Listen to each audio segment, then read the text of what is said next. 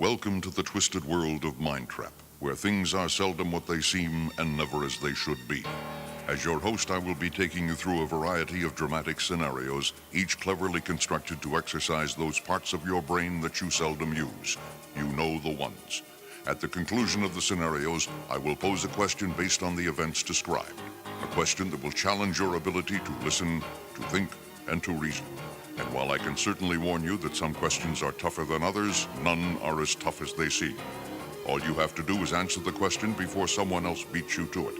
You'll find the correct solutions to the questions in the MindTrap answer book. Remember, MindTrap is a game of one-upmanship, and your ship just came in. Good luck.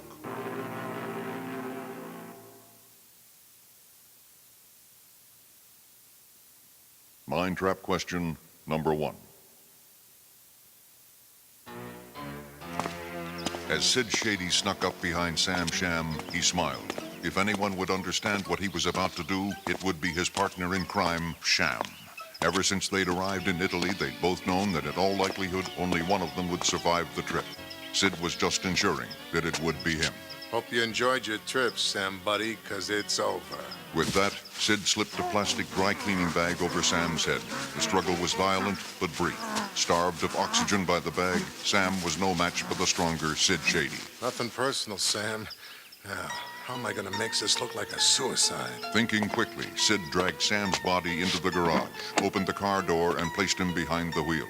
Then he rolled down all the windows in the car, wrote a brief suicide note, and placed it on the dashboard. Finally, Sid started the car, and as he left, made sure that all the doors were sealed. See you later, sucker. Several hours later, the body was discovered by the groundskeeper. He immediately called the Italian police. Hey, Giuseppe, where's the body? It's in here. Is it in this car here? See, the suicide note, she's in English, and I'm not gonna read it. You stupido, how's it gonna be a suicide? It's a murder. How did the inspector know, upon immediately entering the garage, that Sam did not commit suicide?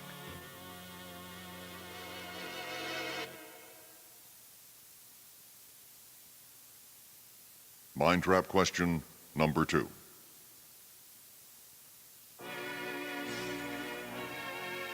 It was 1796. Catherine the Great, Empress of Russia, had been dead less than 48 hours as the monks of St. Alexander's Abbey prepared for the coronation of Peter III. He may be a direct descendant of Peter the Great, but I don't think he would be so great. No kidding, brother.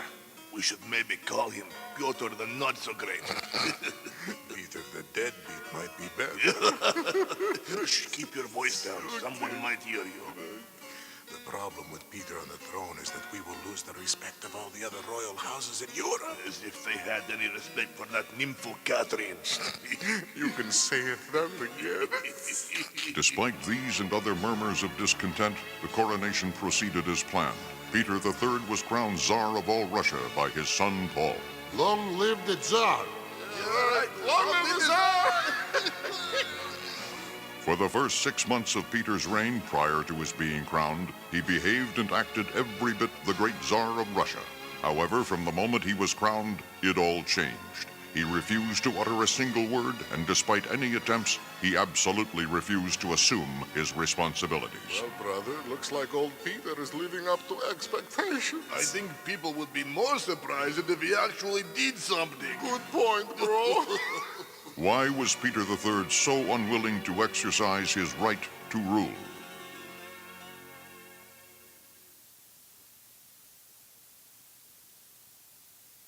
MindTrap question number 3. Sham, resplendent in striped pants and plaid sport coat, stood in the doorway of the decrepit old house, his patent smile glued to his smarmy face. Ida Gamble shook her head in obvious disbelief. Sam, I wouldn't buy this house with your money. Ida, you're not listening. You're right, I'm not. I know this place is a dump, despite the obvious character it exudes, but let's be frank here. No, you be Frank, I'll be Ida. Ida, we both know the crazy old hermit that owned this dump, and I know you've heard the stories. And what stories are those, Sam? Don't play coy with me, Ida. You know as well as I do the old coot is supposed to have hidden a fortune somewhere on his property here. Go on. I know you're just trying to get me to lower my price, so let's talk. Because the house has been boarded up for 7 years, you paid the back taxes, and then it's just a question of my fee, okay? I've talked enough, and I've seen enough, Sam. Okay, so, I guess you don't want to see the hidden staircase I found, right? What hidden staircase? Sam led Ida to a wall, and prying back a piece of simulated oak-pressed paper paneling, he revealed the hidden staircase. There. Look! With flashlights in hand, they investigated. Watch your step, Ida. I think some of these boards are loose. What was that? Oh, my God, Sam, look! Beneath the hidden step, Sam and Ida found a small collection of shiny, sterling silver cutlery. As Ida examined the hallmarks under her flashlight, Sham changed his pattern. Listen, Ida, considering this discovery here, I think in fairness, I'll have to take the house off the market. Don't hand me that, Sam. You're just gonna buy the house yourself. Ida, I'm surprised at you. Listen to me, Sam. You offered me a deal on this house, and I just took it. Where do I sign? Well, if you're going to be that way about it, Ida. How do you absolutely, positively know that Ida just got scammed by Sam Sham?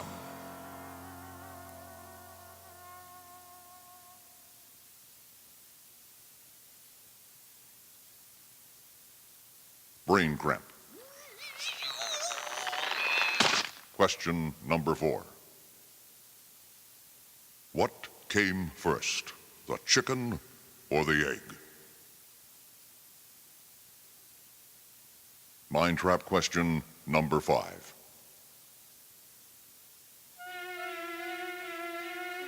Mwah. Have a good day, Sid. Yeah, right, baby, thanks. Sid Shady climbed into his car and headed for work. As he drove along, Sid considered the fact that perhaps it was time to mend his jealous ways. After all, decking the pizza delivery boy because he suspected him of flirting with his wife was a bit Neanderthal. As he glided onto the freeway, Sid flipped through the radio dial to catch the previous night's sports scores. Pete's sakes, where are the sports scores? Sid continued to curse as he searched the dial for the sports news, growing angrier and angrier by the second. And now for this morning's Mystery Oldie. Lousy game shows, I can't take it anymore. We're calling 987-6789. Hello? Yes, sir. This is WCHD. If you can identify this morning's Mystery Oldie, you win a dinner for 2 at the Hungry Holstein Dairy Bar. Sure, what's the song? All right, that's it, I've had it. Sid Shady was at his limit. Finally snapping from the pressure, he turned his car around, drove directly home, and shot his wife dead. Why?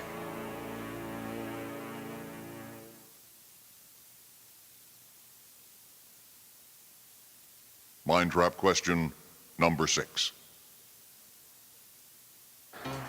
The yellow cab bounced into the service station and sped up to the pumps. The cabbie rolled down his window and bellowed at the attendant. Fill her up with high test and don't be lollygagging around. Right away, senor. The cabbie turned to talk to his passenger in the back seat. Listen, I know you got a flight to catch, but if we don't get some gas, we're not going anywhere. Well, if I don't get to that plane, it ain't going anywhere either, because I'm the pilot. The cabbie threw the attendant a 50 and sped off. Thank you, senor. Driving at breakneck speed through rush hour traffic, he arrived at the airport in a record 20 minutes.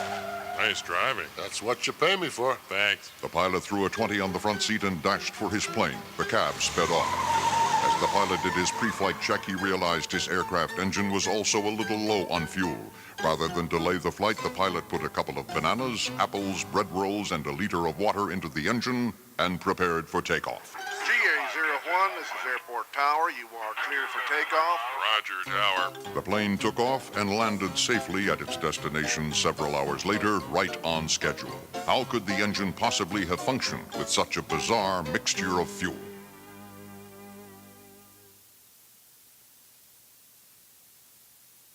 MindTrap question number 7.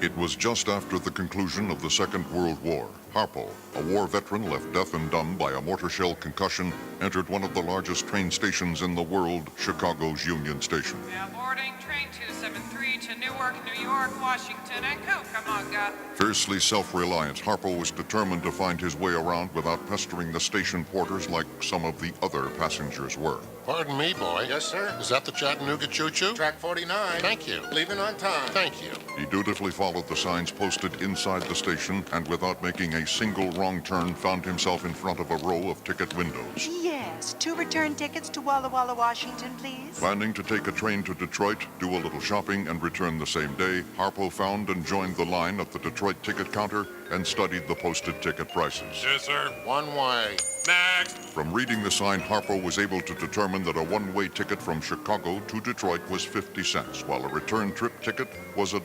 Where are you off to, sir? Without a single word or a gesture, Harpo placed $1 on the counter. The ticket clerk automatically gave him a two-way ticket to Detroit. Have a nice trip, sir. How did the clerk know for certain that Harpo wanted a two-way ticket?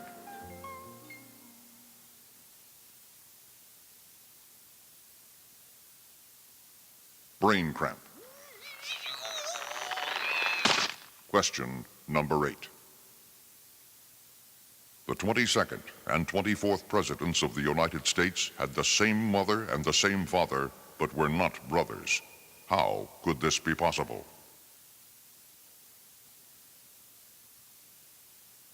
MindTrap question number 9.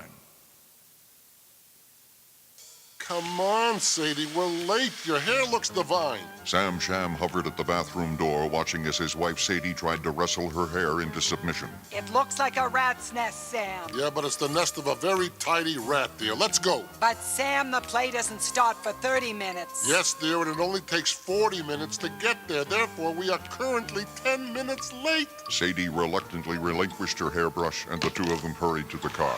Driving at breakneck speed, they were able to arrive at the Metropolitan Theater a mere 5 minutes late for the opening of the play, Till Death Do Us Part. Let's try the side door.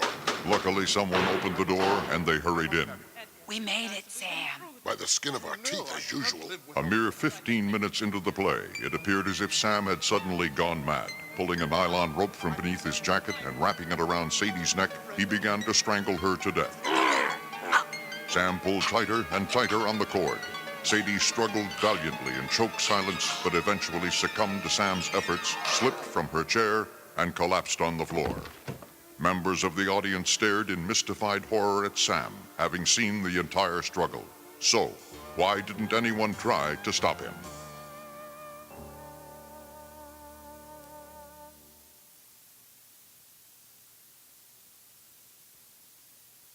MindTrap question number 10.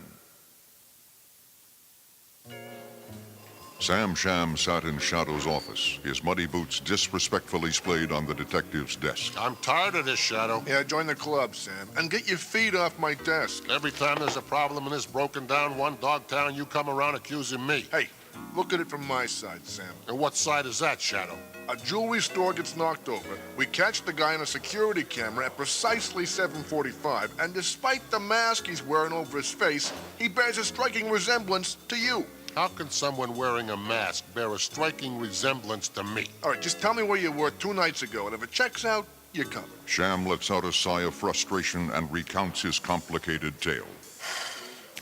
At 6:30, I drives to the Odessa Playhouse to catch this lame play called Egg on Your Face. Seems appropriate. I sit in seat 4, row P. Go on. Just as I get comfortable, the usher asks me to move to seat 3 so 2 couples can have seats 4, 5, 6, and 7. So I moves. How large of you? I thought so. So I'm sitting there, and then these old battle axes come in and sit on the seats on my left and start jabbering, so I can't even hear the actors on stage. Sounds like a great evening out. As bad as it was, I was doing fine till the 3 old bags complained to the usher when I sparked up my cigar. Not exactly second-hand smokers, I take it? So the usher and I get into this minor scuffle, and I bid the ladies, the rest of the audience, and the actors and actresses on stage a loud and boisterous farewell. A real showstopper. At least I know they'll remember me. Not likely. What do you mean? How they gonna remember you, Sam, when you weren't even there? Why doesn't Shadow believe Sham?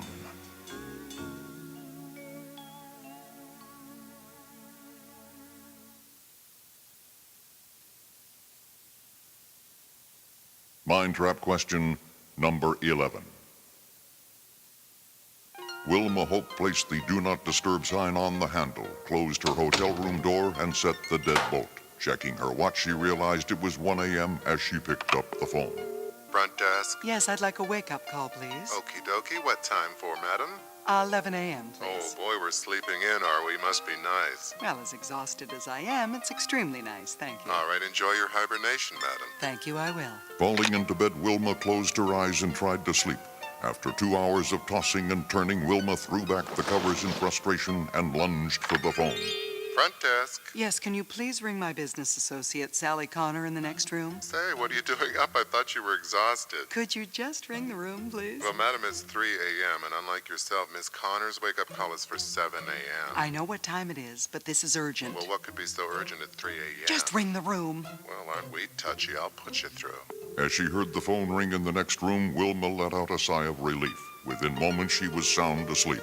What did calling Sally have to do with Wilma's ability to fall asleep?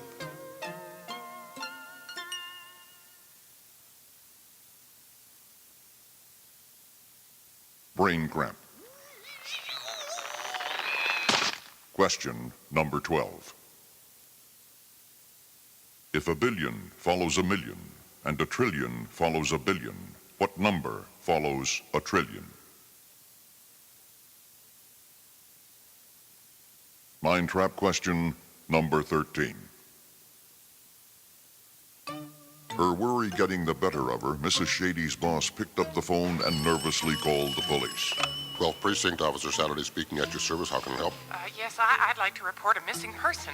How long, ma'am, has this person been missing, gonzo, disappeared, etc.? Well, I don't really know, except that she didn't show up to work this morning. A no-show. Missing in action. Failed to report AWOL, as we say. And I've been phoning her all morning, and there's no answer. You would consider this behavior to be strange, unseemly, uncharacteristic, or bizarro? Yes, very, especially since I know her husband is out of town. It was a cold, snowy January afternoon as Saturday arrived at the Shadys' home. He parked in the street and walked up to the house, noticing that of the 2 sets of tire prints in the driveway, only one was made by Mrs. Shady's car. Approaching the door, he found the key to the house hidden exactly where Mrs. Shady's boss told him it would be, under the flower pot, right next to the notice from the utility company. He checked all the doors and windows. They were locked. Entering the bedroom, he smelled the gas coming from the unlit gas fireplace before he even noticed Mrs. Shady lying dead in her bed. Back at the station, Saturday called the deceased woman's boss to give her the gruesome news. She was killed, ma'am. Killed?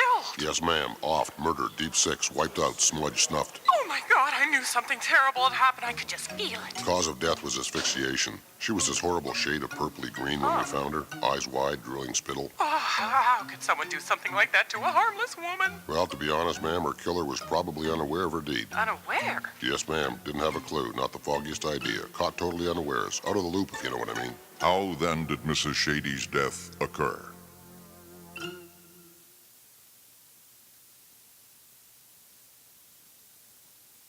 MindTrap question number 14.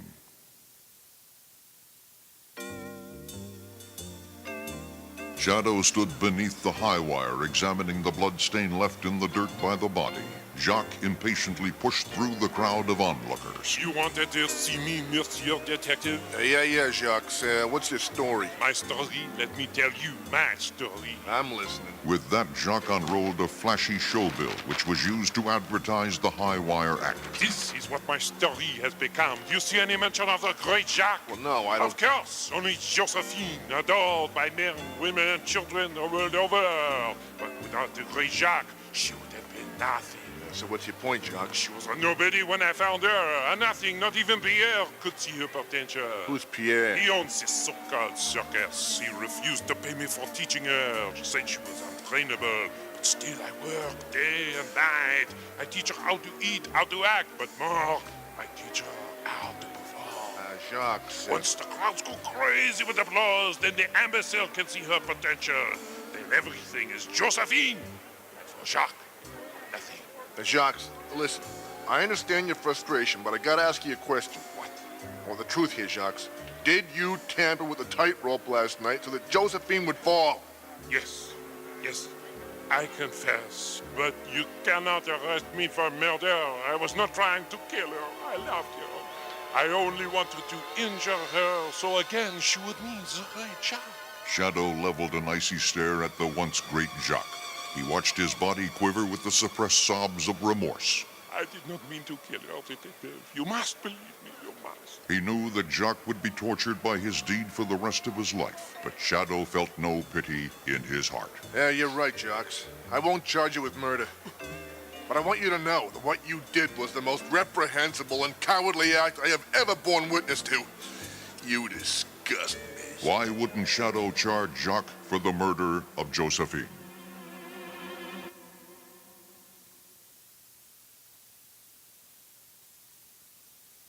MindTrap question number 15. Shady, sporting his favorite shirt, the name Sid, boldly embroidered on the breast pocket, lay sprawled on his back below the jewelry store window. His feet, familiarly clad in green and yellow bowling shoes, lay akimbo on the sidewalk. Please stand back, folks. I've got pulse and respiration. I don't like the look of that contusion on his forehead. Could be a concussion, maybe a subdural hematoma. We better try and revive him. I'll get the salts. The paramedic gingerly stepped over the bowling ball and bag that lay near Shady's head and made his way back to the ambulance as Detective Shadow arrived on the scene. Hey, Shadow. What's the scoop, Mary? We just got here. Victim is unconscious, severe contusion to the forehead. I don't know what or who, but something or someone gave this guy a smack in the melon. Yeah, thanks, Mary. Here's the salts, Mayor. Shadow moved in to question the witnesses as the paramedics administered the smelling salts to Sid Shady. What the... Say, what's going on? Take it easy, mister. You're gonna be okay. What happened? Where am I? Hey, Sid. Shadow? Yeah, it's me, Sid. How you feeling? Well, I'd be fine if they just stopped ringing that damn bell. That's a natural symptom, mister. You're gonna be just fine. Gee, I'm glad to hear that, Sid. I was getting worried. You were worried about me? That's a switch, Shadow. Yeah, I was getting worried that I'd have to take you to the hospital before I arrested you. If Shady had no criminal record and had not confronted or spoken to anyone that day, why would Shadow arrest him?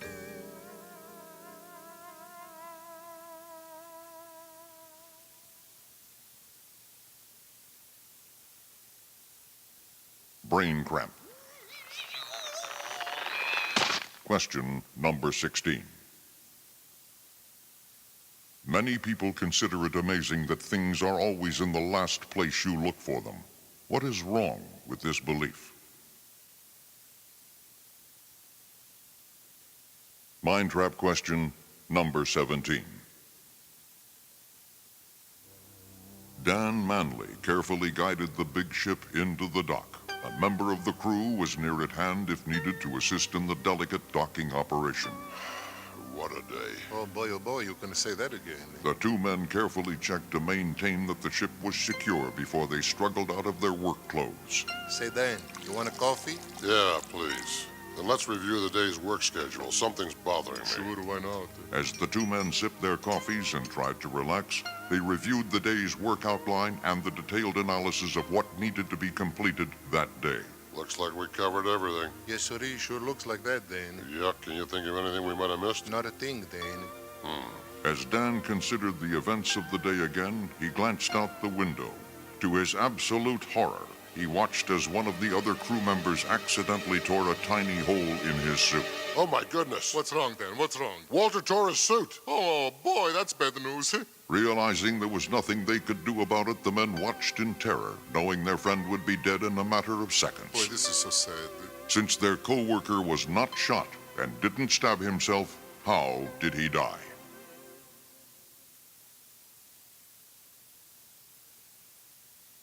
MindTrap question number 18. Barney Dribble looked longingly out of the rear window of the taxi as it slowly crawled along the crowded city street past a long, long line of nightclubs, hotels, and bars. First time in the big city, mister?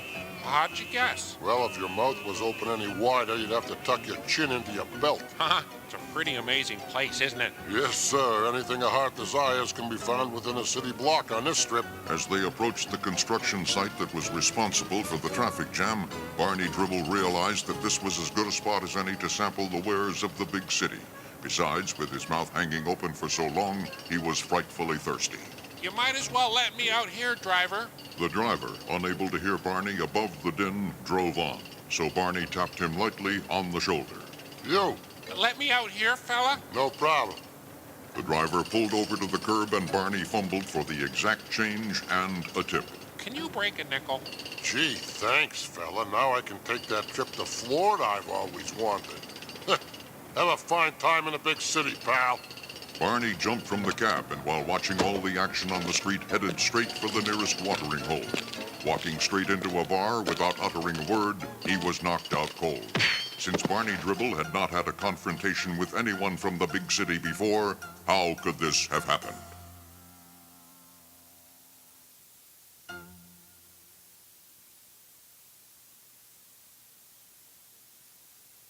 MindTrap question number 19. Sid Shady watched his wife as she scaled the rock face. Smiling to himself, he thought back to the time when he had taught her gymnastics. She still applied the same strength and agility to learning the fine art of free climbing. So how the heck was he ever going to kill her up here and make it look like an accident? Okay, that's it. You're doing great, hon. No, I don't think so. But as the words of encouragement escaped his lips, Sid watched in amazement as an animal-like fear of heights gripped his wife with terror. She froze stock still, totally unable to move. All right, now look, honey, just don't look down, okay? I won't. Seizing his chance, Sid looked briefly at the spectators below and then immediately began barking instructions. Honey, turn around and face away from the rock. Are you sure? I'm sure. Out of blind trust and obedience, the helpless Mrs. Shady put her back to the 90-degree rock face. Put your heels together against the cliff. Mrs. Shady placed her feet as commanded and stood frozen on the 2-foot-wide ledge, not daring to look down the 150-foot drop. Now don't move. I'm not moving. Don't move. Sid quickly hammered a piton into the rock face. Lashing a safety line to it, he secured a safety clip to the other end and threw it to the feet of his wife. Now, honey, keep your feet together and your bum against the rock face. And whatever you do, don't bend your knees. Now just bend over and pick it up. I can't, Sid. I'm scared. Just bend at the waist. You can't fall. Okay, Sid. As she began to do as instructed, Mrs. Shady plunged to her death.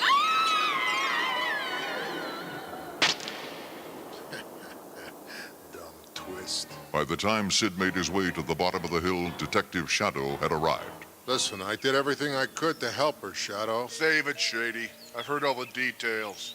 You're under arrest for murder. Murder? Why is Detective Shadow accusing Sid Shady of murder?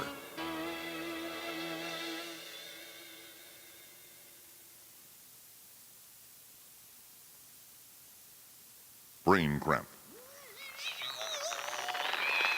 Question number 20.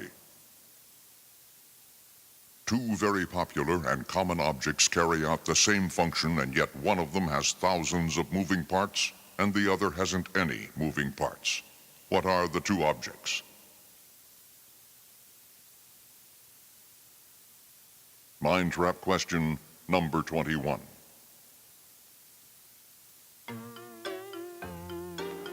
I beg your pardon. I should really be watching where I'm going. That's okay.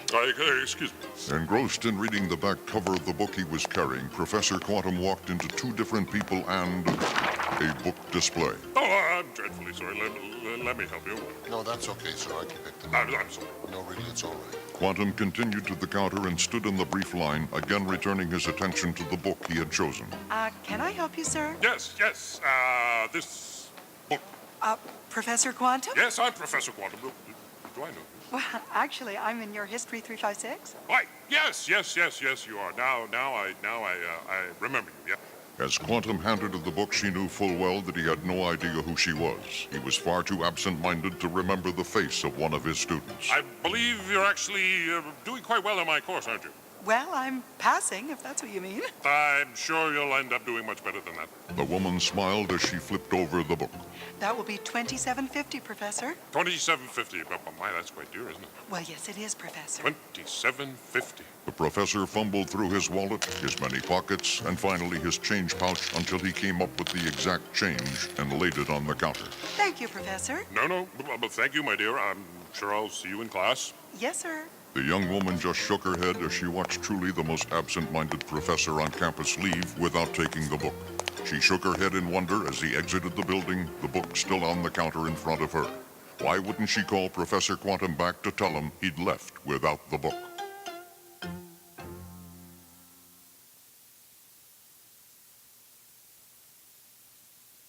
MindTrap question number 22. Clem Walton was raised in the Tennessee hills. He was a curious boy. Hi, I'm Clem Walton, and when I grow up, I want to be a velour crusher. As he grew, he became even more curious. Hi, I'm Clem, and when I grow up, I want to be a professional dog washer. In fact, it got to the point where Clem's curiousness was just plain weird. Hi, I'm Clem, and when I grow up, I want to be a Canadian. No wonder then that throughout his childhood, Clem was unable to find anyone in the Tennessee foothills who would willingly acknowledge him as their kin. Are you sure you're not my mother? Leave me alone, kid. So Clem moved to New York. After several years of unsuccessfully trying to marry a Canadian, he returned to the foothills of Tennessee, and much to his surprise found himself at a Walton family reunion. Hi, I'm Clem Walton. I'm from New York. I liked him better when he thought I was his mama. And while Clem was still unable to find anyone who would willingly acknowledge him as kin, through relentless interrogation, he found one person who admitted to being his mother's only sister's husband's sister-in-law. Since the husband has no brothers, what relation is this woman to Clem? Beats me.